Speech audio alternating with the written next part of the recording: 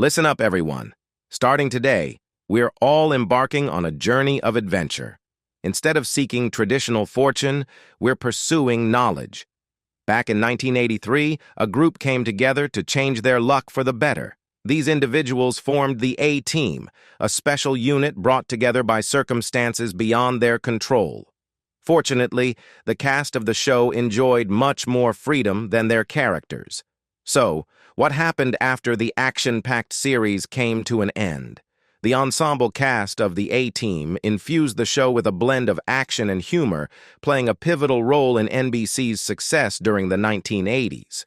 The constant banter between B.A. and Murdoch, coupled with the chemistry among all four characters, kept audiences engaged for 5 thrilling seasons. Despite the high-octane action, the show maintained a family-friendly vibe. Join us as we delve into the world of this extraordinary team in the upcoming video. George Peppard as John Hannibal Smith. When it came to orchestrating strategies, John Hannibal Smith was always prepared. His readiness proved fortunate, given the daring escapades he and his team embarked upon. Luckily, Hannibal thrived on excitement, often seen with his trademark cigar, delivering memorable lines of dialogue. When assembling the cast of the A-Team, producers made a wise choice with George Peppard, a former U.S. Marine who held the rank of corporal in the 1940s. After his military service, Peppard pursued aviation training, remaining faithful to his Marine Corps roots. Interestingly, Peppard almost pursued a career in the oil industry. Initially considered for the role of Blake Carrington in Dynasty, he declined, feeling it resembled J.R. Ewing from Dallas too closely. However, fate led him to join the A-Team 2 years later as a soldier of fortune. Despite his previous success, notably starring alongside Audrey Hepburn in Breakfast at Tiffany's, Peppard found himself overshadowed by the rising popularity of Mr. T. Matters worsened when he discovered that Mr. T earned more money than him. Nevertheless, the A-Team revitalized Peppard's career, propelling him back into the spotlight he hadn't experienced since Tiffany's. It opened doors for projects like the TV movie Man Against the Mob and a 1994 episode of Matlock, intended as a pilot for a series about a father and daughter duo working as private investigators. Tragically, Peppard's fondness for cigars, combined with his smoking habit, contributed to his demise. He passed away from pneumonia just 8 days after the airing of his Matlock episode on May 8, 1994, at the age of 65. Dwight Schultz as Howling Mad Murdoch. Was Howling Mad Murdoch truly unhinged? It's a matter open to interpretation, but Hannibal could always rely on this skilled pilot, especially considering a helicopter makes for an excellent getaway vehicle. Interestingly, Dwight Schultz, the actor behind Murdoch, embarked on his career in 1981 with various minor roles, including an appearance on the police procedural Chips. However, it was the role of Howling Mad that propelled Schultz to prominence. He made such an impact that he nearly faced dismissal for overshadowing the show, but fortunately the decision-makers opted to retain this dynamic performer as an integral part of the A-Team cast. Following his stint on the A-Team, Schultz continued to grace screens in memorable roles, such as Lieutenant Reginald Barclay in the Star Trek franchise. He also starred alongside Paul Newman in the 1989 film Fat Man and Little Boy. Subsequently, Schultz transitioned into a prolific voice acting career, lending his talents to various animated series and video games since the late 90s. Most recently, audiences could hear him voicing the antagonist in the 2020 animated feature, Happy Halloween, Scooby-Doo. Join in on the mystery to uncover the culprit. At 76 years old today, Schultz remains an active presence at conventions alongside the Faceman. Additionally, he has been happily married since 1983 to actress Wendy Fulton, known for her role as Jean Hackney in 23 episodes of Knots Landing. The couple shares a daughter, Ava, who is currently serving in the Marines. Melinda Culea as Amy Amanda Allen. Culea is most recognized for her portrayal of Amy, Amanda Allen, in the popular 1980s TV series, The A-Team.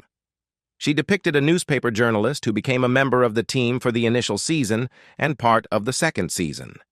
Throughout the 1980s and 1990s, Culea appeared in various other television roles. Following her departure from the A-Team, Culea secured a leading part as Terry Randolph in the short-lived show Glitter. Another notable role was her portrayal of the recurring character Paula Vertosik on Knots Landing for 2 seasons from 1988 to 1990.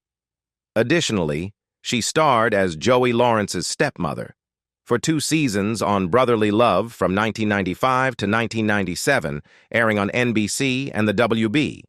Culea also made guest appearances on numerous prominent television series, including Fantasy Island, Family Ties, Saint Elsewhere, The X-Files, Star Trek, The Next Generation, Brotherly Love, Beverly Hills, 90210, and Murder, She Wrote. In the film Wagons East, 1994, directed by her eventual spouse Peter Markle, Culea portrayed the character Constance Taylor, and she played Anna in Dying on the Edge, 2001. She served as an executive producer for Peter Markle's movie Odds Are, 2018. Since 2016, she has been engaged in writing and artistry. Her debut book, Wondago, an illustrated mystery novel, was published in January 2016 by Griffith Moon Publishing.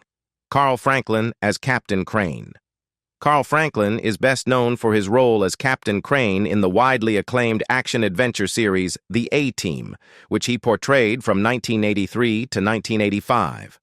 Following his graduation, Franklin made his debut in theater, performing as a servant in the Public Theater's rendition of Timon of Athens. He later appeared in productions such as In the Belly of the Beast at the Mark Taper Forum. Early in his career, Franklin acted in the New York Shakespeare Festival, featuring in plays like Twelfth Night and Cymbeline. He ventured into film with his debut in Five on the Black Hand Side in 1973.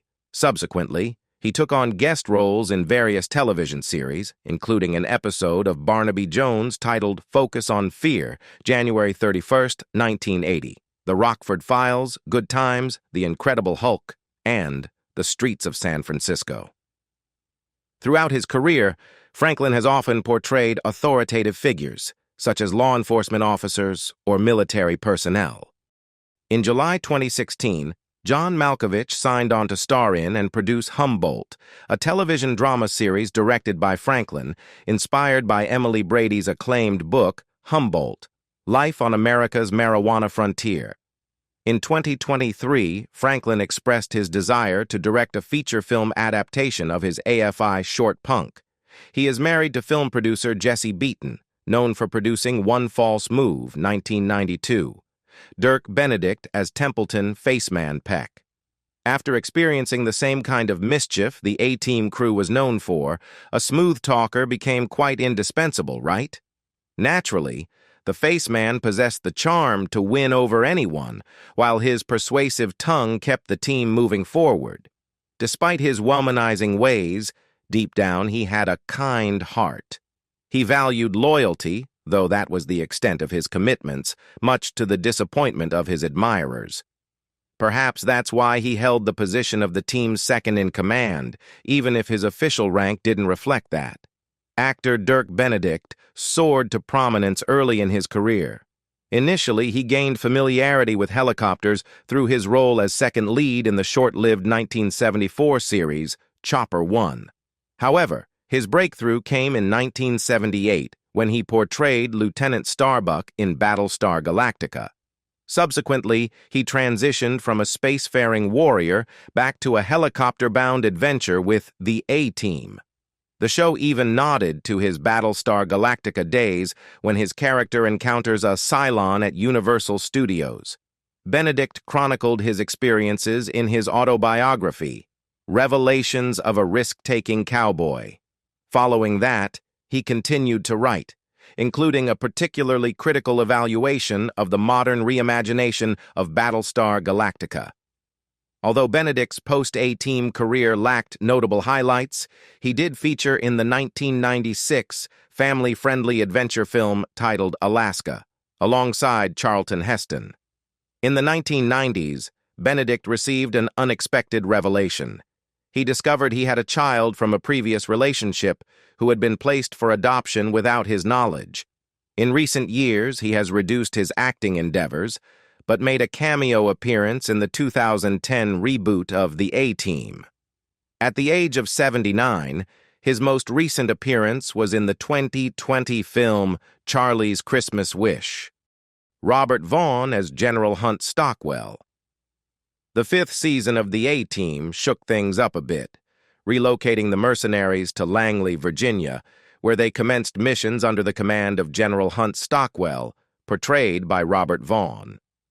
Eddie Velez took on the role of Frankie Santana, and briefly, Judith Ledford appeared as Stockwell's aide Carla, joining the ensemble.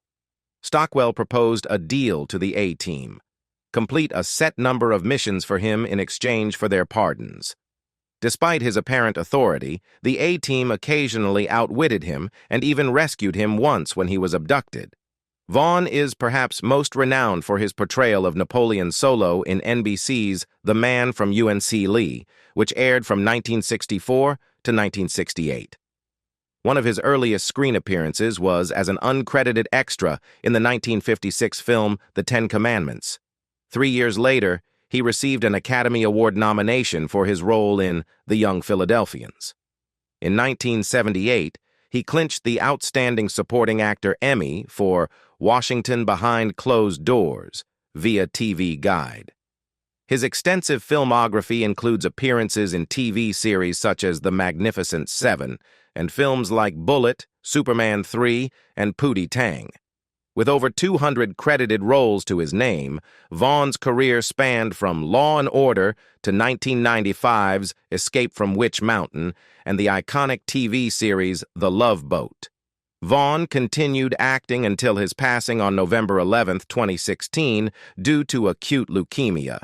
He was 83. Jack Ging as General Harlan Bull Fulbright, character actor. Jack Ging appeared in The A-Team for 8 episodes, spanning seasons 1 through 4. He made his debut on the NBC series in Season 1's A Small and Deadly War, portraying a renegade SWAT captain who utilizes his team as hired assassins. He returned in the subsequent season to depict another corrupt figure, this time a Border Patrol officer involved in smuggling immigrants into stateside sweatshops in Bad Time at the Border. Ging's lengthiest tenure on the A-Team occurred during seasons 4 and 5, where he portrayed General Harlan Bull Fulbright, taking over the pursuit of the team from Lance LeGault's Colonel Decker. Fulbright had a personal motive for pursuing Hannibal's crew. He aimed to leverage them to locate his daughter, who was left behind in Vietnam. Although his plan ultimately failed and led to his demise in his final appearance, Fulbright did acknowledge his belief in the A-Team's innocence. A former Marine and collegiate football standout, Ging commenced his acting career in films and television during the late 1950s, securing steady roles as a guest and recurring character in series such as Perry Mason, The Twilight Zone, and Little House on the Prairie. His cinematic repertoire included 3 supporting roles opposite Clint Eastwood: Hang 'em High, Play Misty for Me, and High Plains Drifter, as well as a memorable appearance in the beloved children's film Where the Red Fern Grows in 1974. Throughout the 1980s, Ging remained remarkably active, portraying recurring characters in both Riptide and The A-Team, alongside regular guest appearances on other television shows. He passed away at the age of 90 at his residence in La Quinta, California, on September 9, 2022. Lance LeGault as Colin Decker. Like the others on this roster, Lance LeGault had an illustrious acting career predating his involvement with the A-Team. His journey intertwined with Elvis Presley's. LeGault commenced his career as Presley's stunt double, eventually appearing in a dozen films alongside the King, such as Girls, Girls, Girls, Kissin' Cousins, and Viva Las Vegas. However, if you tuned into 70s and 80s television, and who didn't, You likely caught him guest starring in a plethora of shows, ranging from Battlestar Galactica and BJ and the Bear to Tales of the Gold Monkey, Airwolf, and Simon and Simon. His voice was unmistakable. Knight Rider creator Glenn A. Larson once described it as 4 octaves lower than God's, as per his family-provided obituary. He also graced the big screen in films like Stripes and Mortal Kombat Annihilation. On the A-Team, he portrayed Cole Roderick Decker in a recurring capacity. The character held a grudge against Hannibal Smith, but often found himself at the receiving end of Hannibal's unconventional tactics. His final appearance on the show was in Trial by Fire, one of the episodes where the A-Team found themselves captured, placed on trial, and sentenced to execution ahead of the Season 5 alterations that led to the series cancellation. LeGault passed away in 2012 at the age of 75 due to heart failure. He is survived by his wife Teresa and 4 children. Marla Heasley as Tanya Baker. Heasley was selected for the part of Tanya Baker, a journalist collaborating with the team. Debuted in Season 2, Episode 15, The Battle of Bel Air, the character was brought in to replace Melinda Culea, Amy Allen, who was suddenly removed from the series after demanding more involvement. To exit the series, the character was written off by getting married in the Season 3, 2-part episode 2-3 The Bend in the River. The name of Heasley's character was determined by series creator Stephen J. Cannell, who merged his daughter's first name, Tanya, with his mother's maiden name, Baker.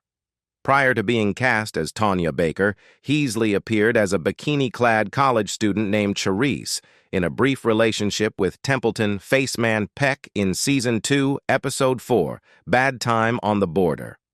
Before the A-Team, Heasley featured in the initial 4 episodes of Star Search in the spokesmodel category.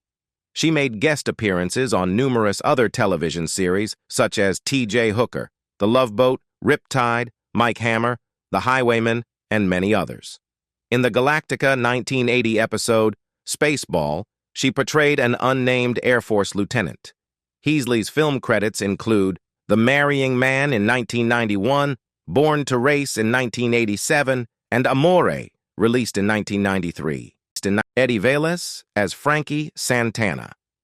Eddie Velez gained recognition for his portrayal of Frankie Santana in the concluding season of the American action and adventure TV show, The A-Team. Velez commenced his career as a stand-up comedian. Following his service in the Air Force, he relocated to Los Angeles, California, where he participated in theatrical productions and enrolled at the Estelle Harmon's Actors Workshop. Velez featured in several stage productions, including the inaugural run of the play Delirious, which earned the Drama Logue Award for Best Ensemble Performance. Later in his professional journey, Velez made guest appearances on television series such as Hill Street Blues, The Trials of Rosie O'Neill, Just Shoot Me, Walker, and Texas Ranger. Additionally, he portrayed Detective Alexander Garcia in the soap opera Port Charles and assumed the roles of Malco and Paul Mendez in Days of Our Lives. Mr. T as B.A. Baracus. Never underestimate the team's Mr. Fix-It, the unmistakable bad attitude. Baracus, simply known as B.A. Just make sure to have some special milk on hand if flying with bad attitude. He really doesn't like helicopters, Murdoch, or Murdoch flying a helicopter. Although he had a lot of fun with the A-Team cast, Mr. T still faced some challenges on set. During the filming of the Season 4 premiere on a Cruisa ship, Mr. T experienced a family loss. Despite Baracus's fear of flying, he overcame it to be helicoptered off the ship before sending a whole list of demands to the producers for his return. So, Mr. T went through a very brief period of unemployment for just 1 episode before they resolved the issues. Luckily, Bad Attitude was already a beloved figure among fans. Mr. T landed his A-Team role because of his other memorable role. In 1982, Sylvester Stallone cast him as a rival boxer in Rocky III. There, fans heard the start of that iconic line, "I don't hate him, but I pity the fool." It's also where producers saw the potential to create a show just for him. and the T was actually the first piece of the A-team puzzle. Just because he's a tough guy doesn't mean he doesn't have a soft side and a big heart under that muscle, which actually made him a bit critical of the 2010 film adaptation of the show. The original A-Team always had this running joke where they showed people escaping big explosions or crashes. It was all for spectacle, not actual death or gore. So, when Mr. T saw more explicit content in the movie, he wasn't pleased, feeling it took away from the family-friendly vibe. Recently, he teamed up with fellow wrestling personality Hulk Hogan to host SNL and even showcased his dance moves on Dancing with the Stars. He didn't even need any special milk for that. Today at 71, he's a devout Christian with 3 children, truly embracing life to the fullest. Well, folks, that wraps up our journey through the lives of the iconic cast of the A-Team. From their adventures on screen to where they are now, it's been quite the ride. Thanks for joining us on this nostalgic journey. Don't forget to like, subscribe, and share your thoughts in the comments below. Until next time, stay tuned for more blasts from the past. Take care.